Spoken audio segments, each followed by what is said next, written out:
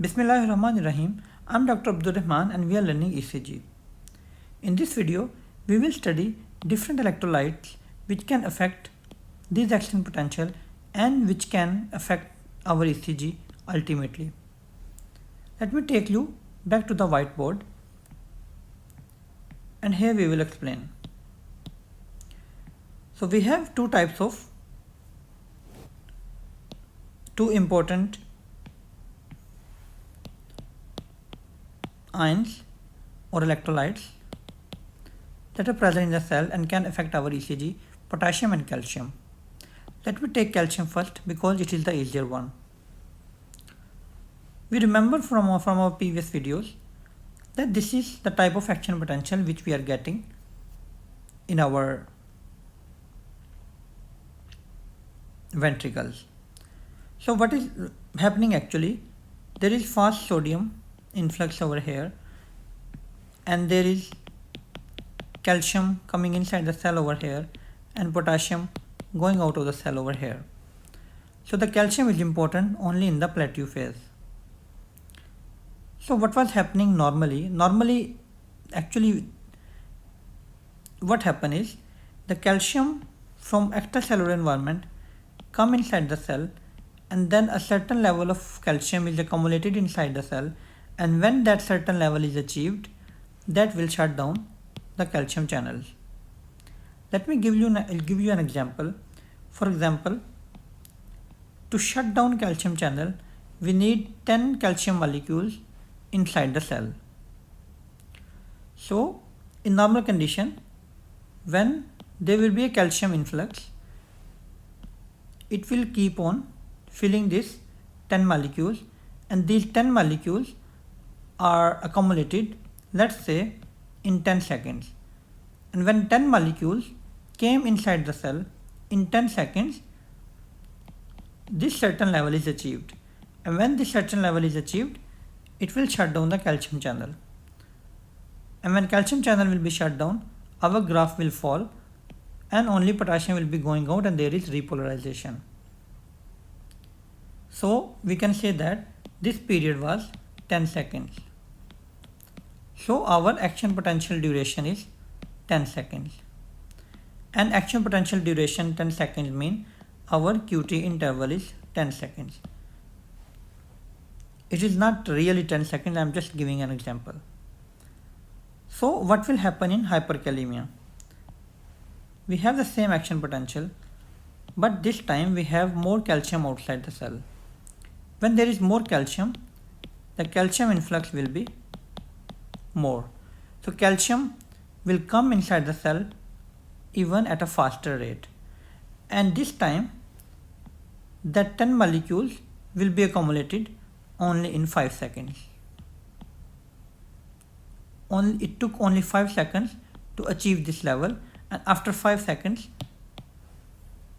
our calcium channel will be shut down. And after 5 seconds, instead of coming here, we had an early repolarization. When there is an early repolarization, it means our action potential duration will be shortened, and it means our QT interval is shortened. So hypercalcemia will cause short QT interval. This is fact number 1. And opposite of this will happen in hypokalemia. This was our action potential. Extracellular calcium was low. When extracellular calcium was low, there was low calcium influx. So calcium was coming inside the cell in a very slow rate. So it was taking a long time to fill this box or to fill that certain level or to achieve that certain level. And this time it took 15 seconds to achieve the certain level because calcium was coming at a slow rate, and after 15 seconds calcium channel will be shut down. So if there was no hypocalcemia and calcium was coming at a normal rate, it should be finished in 10 seconds and our repolarization should be here. But now what happened? Our repolarization will be delayed. And when repolarization is delayed, it means action potential duration is delayed. And delayed action potential duration will lead to long QT interval. So the fact number 2 is that hypocalcemia will lead to long QT intervals. So this is how calcium will affect. And we know that calcium does not only affect the atria or ventricular cell, it also has an important role in SA and AV nodal cells. So what happened in SA and AV nodes? We remember that we have a resting membrane potential which was upsloping, and then it achieves a certain threshold level, and after that fast calcium channel, there will be a rapid influx of calcium channel which are shut down over here, and then potassium efflux, and then again the cycle is started. So this was what happened in SA and AV node. So if some person is receiving calcium channel blockers, mean the calcium channel is blocked. When calcium channel is blocked, what will happen? This upstroke, it will be delayed, because now calcium is going inside the cell at a slower rate, and when this upstroke will be delayed, ultimately the automaticity will be delayed. And what is meant by delaying of automaticity means decrease heart rate.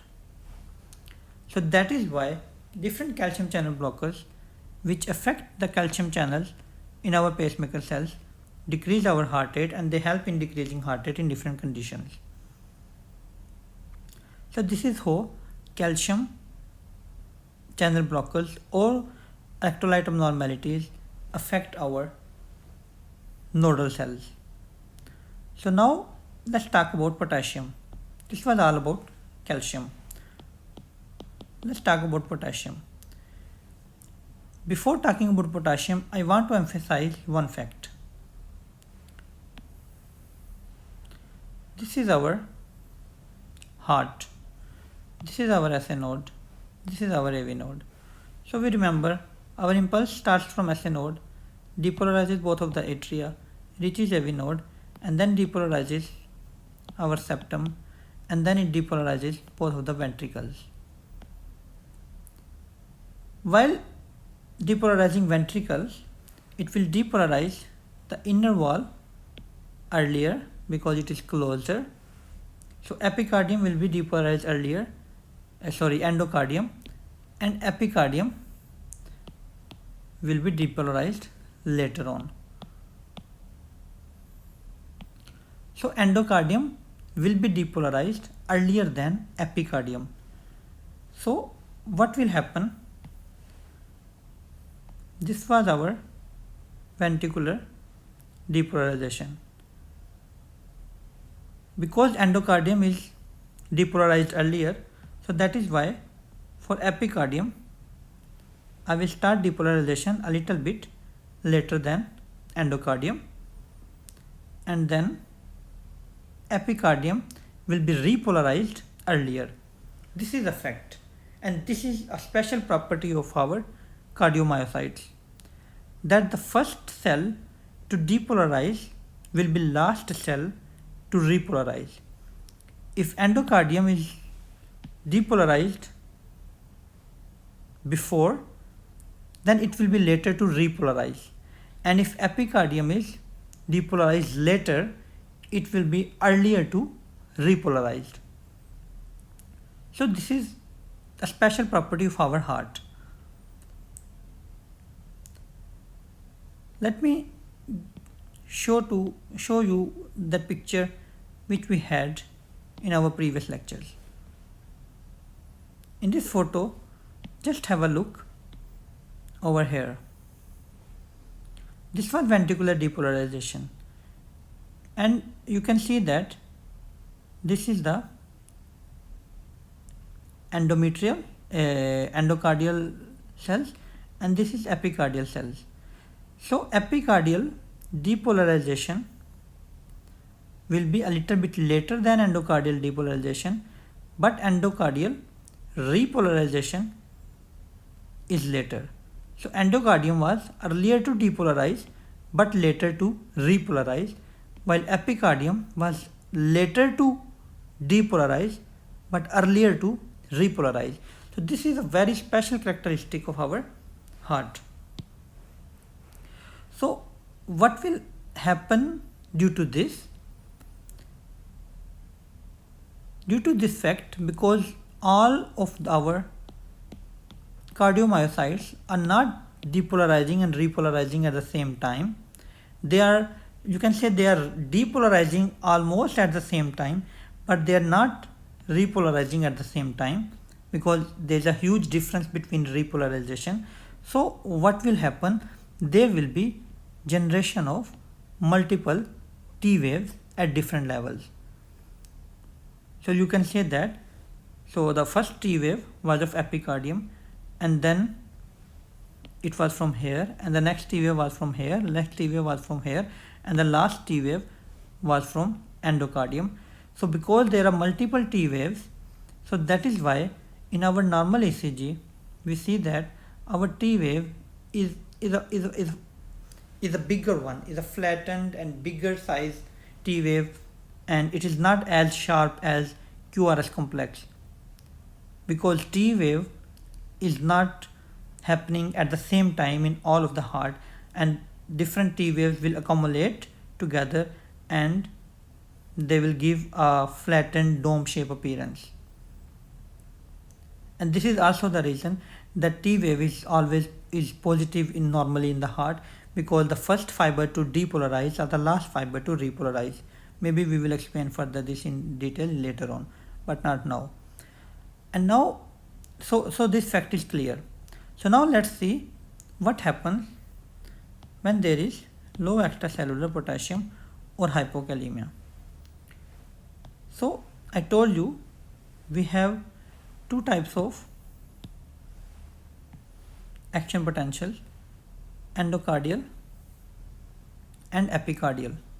So this was epicardium and this was endocardium. When there is low extracellular potassium,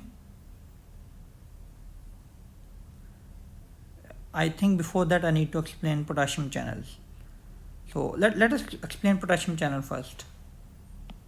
So this was our cell, this was the potassium channel, and as I explained you in the last video, that this potassium channel is called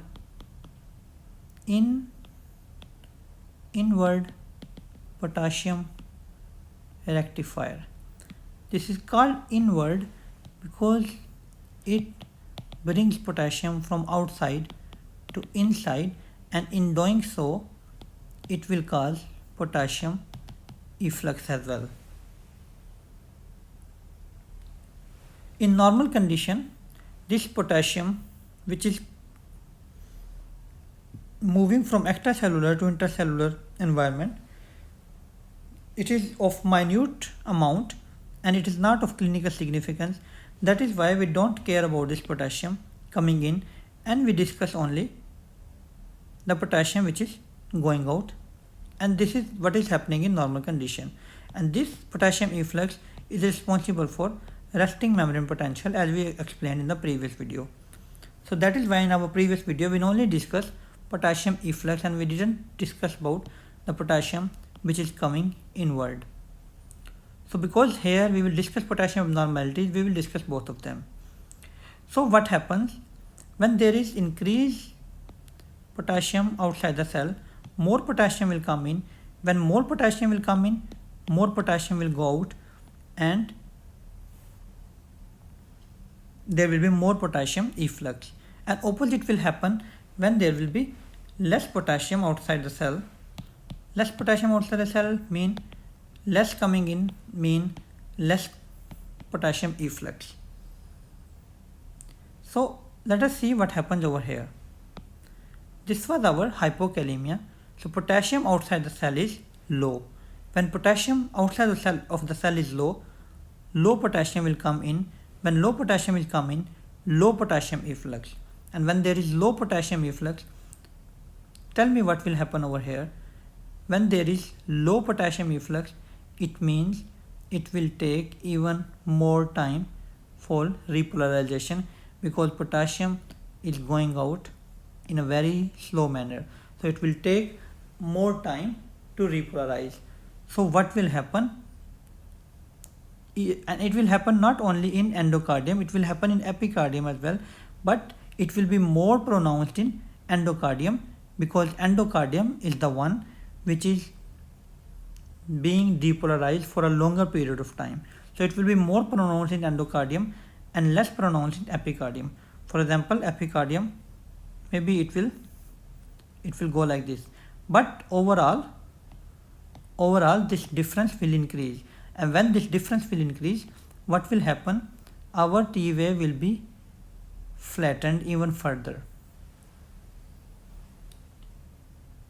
Even in normal condition, T wave was not very sharp, but in hypokalemia, it will be flattened even more because of this delayed depolarization of some of the delayed repolarization of some of the myocytes. This is one of the condition, that flattened T wave, which can happen in hypokalemia. There is another condition which can happen in hypokalemia. Let's go back to this picture. We remember our Purkinje fibers, and you know what happened in Purkinje fiber? It is almost same as our ventricular fibers, except it's the resting membrane potential, which was having funny sodium current. So when there is hypokalemia, sometimes the depolarization of Purkinje fiber is also delayed. When repolarization of Purkinje fiber is delayed, it can be depicted as a U wave. After the T wave, we can see a U wave in our ECG. So this is another thing which can be seen in hypokalemia, U wave in ECG. So flattened T wave and U wave can be seen in hypokalemia. So now let's see what happened in hyperkalemia. In hyperkalemia, as I told you before, more potassium outside mean more potassium will come inside. More potassium inside mean more potassium will be going out. So let's draw these graphs again.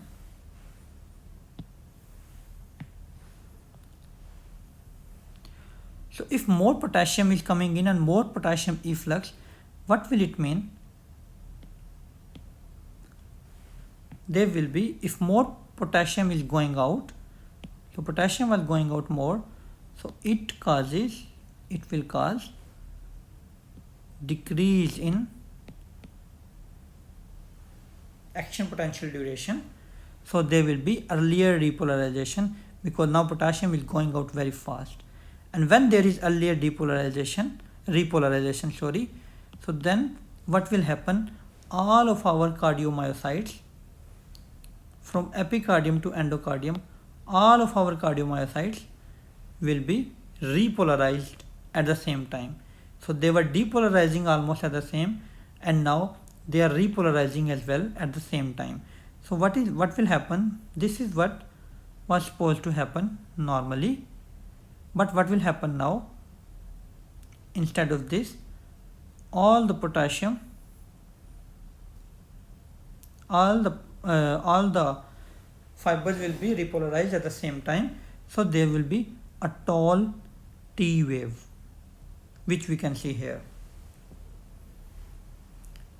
because everything is happening at the same time. Before there was diffuse T wave and this was a cumulative effect. Now all the T waves are on top of each other and they are causing a tall T wave. So this is why in hyperkalemia we can see tall T waves.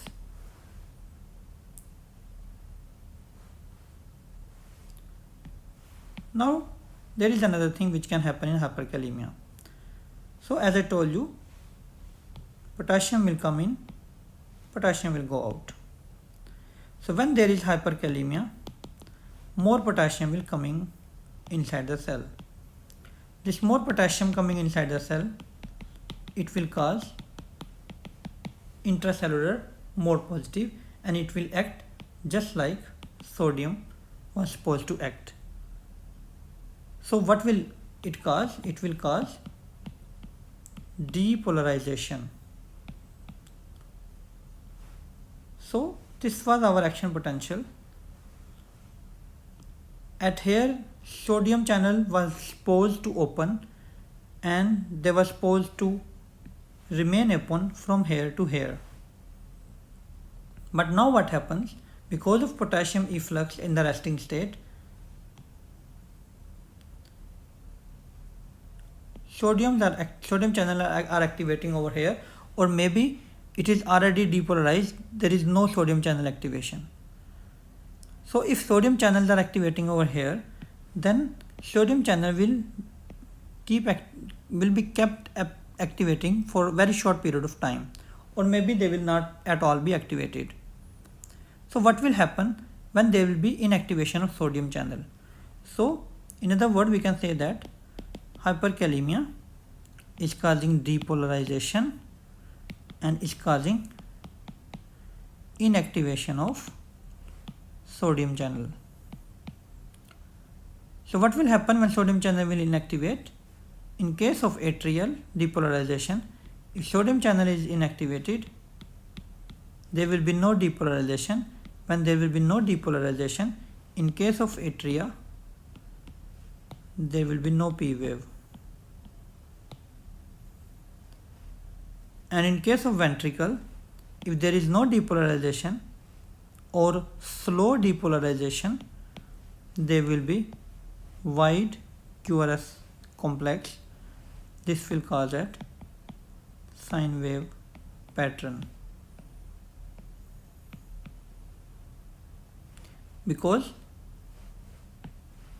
it was supposed to be like this, but because of slow sodium channel, it will be like this. And when it will be like this, what will happen to our ECG, which was supposed to be like this, it will become like this. So this is what happened in hyperkalemia. 3 findings: tall T waves, no P waves, wide QRS, sine wave pattern. And this is it for this video.